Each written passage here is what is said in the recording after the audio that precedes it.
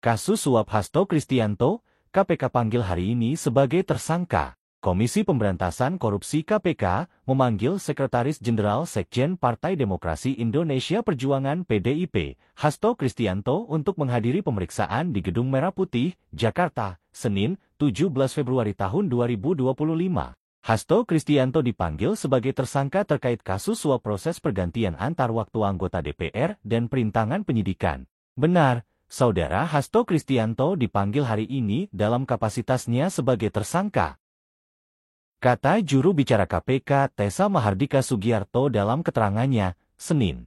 Sebelumnya, KPK menetapkan Hasto Kristianto sebagai tersangka dalam kasus suap terhadap eks-komisioner Komisi Pemilihan Umum KPU, Wahyu Setiawan.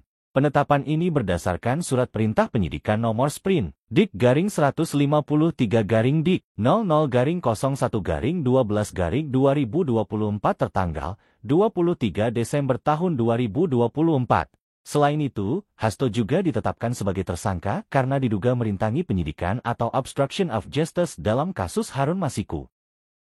Penyidik menemukan adanya bukti keterlibatan Saudara Hasto Kristianto yang bersangkutan selaku Sekjen PDI Perjuangan, dan Saudara Dani Tri Istiqomah selaku orang kepercayaan Saudara Hasto Kristianto dalam perkara dimaksud, kata Ketua KPK Setio Budianto dalam konferensi pers di Gedung Merah Putih KPK, Jakarta, pada 24 Desember tahun 2024. Setio menyebutkan, suap diberikan agar Harun Masiku bisa menjadi anggota DPR RI pergantian antar waktu daerah pemilihan Sumatera Selatan. Namun, rencana ini terhambat karena calon anggota legislatif dengan suara terbanyak kedua, Rizky Aprilia, menolak menyerahkan kursinya.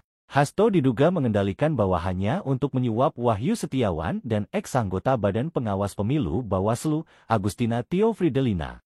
Suap yang diberikan mencapai $19.000 Singapura dan $38.350 Singapura dalam periode 16 Desember tahun 2019 hingga 23 Desember tahun 2019. Atas perbuatannya, Hasto disangka melanggar Pasal 5 Ayat 1 huruf A atau Pasal 5 Ayat 1 huruf B atau Pasal 13 Undang-Undang Pemberantasan Tindak Pidana Korupsi Jo Pasal 55 Ayat 1 ke 1 KUHP. Namun, Hasto sempat menggugat penetapan tersangkanya itu ke Pengadilan Negeri Jakarta Selatan.